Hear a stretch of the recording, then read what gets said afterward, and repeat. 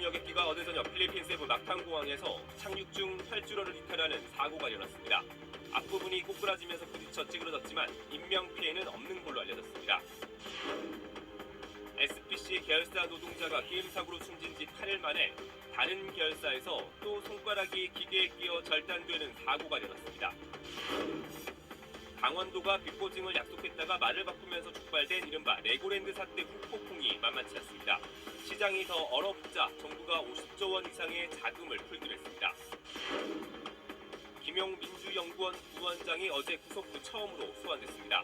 검찰은 대장동 사업자에게서 받은 8억여 원을 어디에 썼는지 밝히는 데 주력하고 있습니다. 향후 5년간 중국을 이끌 차기 지도부 몇 면이 공개됐습니다.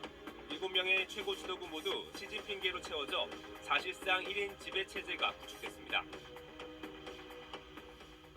네, 여러분 안녕하십니까. 10월 24일 월요일 모닝와이드 시작하겠습니다. 어제 저녁 인천에서 출발한 대한항공 여객기가 필리핀 세부 막탄공항에 착륙하면서 활주로를 이탈했습니다. 비행기 동체가 파손되기는 했지만 다행히 큰 인명피해는 없었습니다. 박예린 기자가 보도합니다.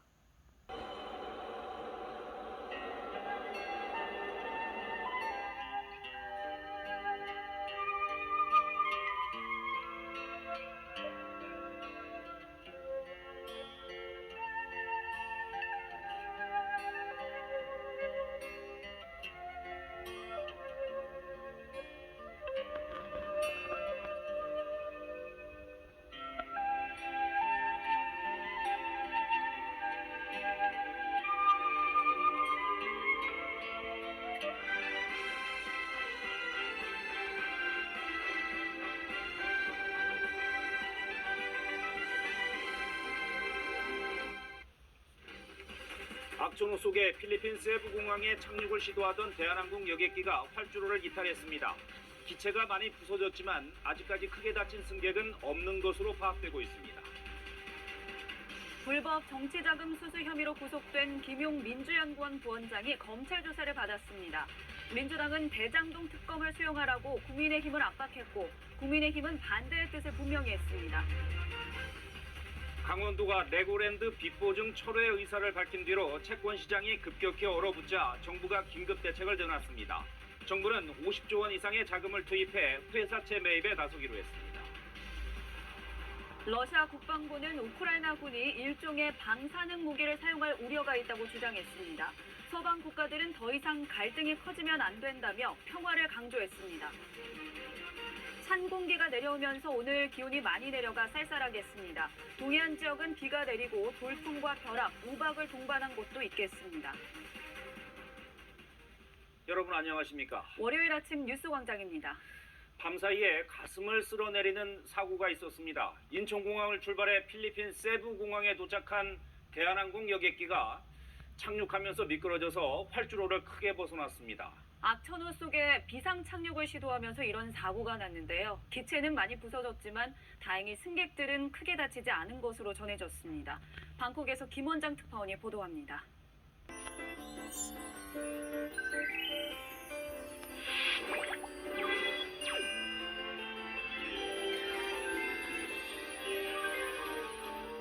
만나면 좋은 친구 MBC.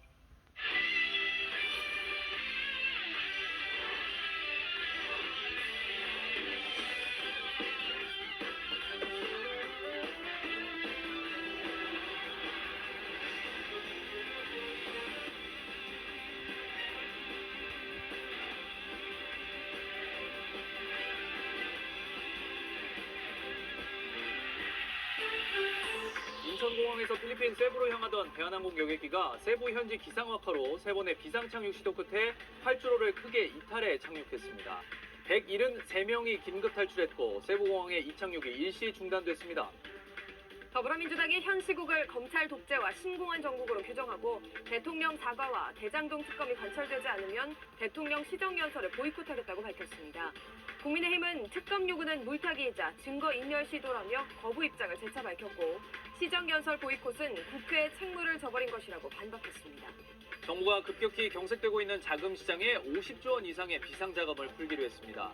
금리 인상에 돈줄이 마른 상태에서 강원도 레고랜드 사태로 자금 시장 불안 심리가 확산되자 정부는 정책 수단을 총동원하겠다고 밝혔습니다. SPC 평택 공장에서 20대 노동자가 사망한 지 8일 만에 이번엔 SPC 계열 제빵 공장에서 노동자의 손가락이 기계에 끼어 절단되는 사고가 발생했습니다. 고용노동부는 이번 주 SPC 그룹을 대상으로 강력한 산업안전보건 감독을 실시하겠다고 밝혔습니다.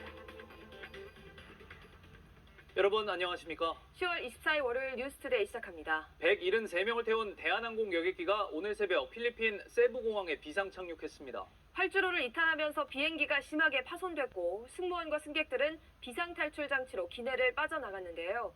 다행히 인명피해는 없었지만 아찔한 상황이었습니다. 김현지 기자입니다.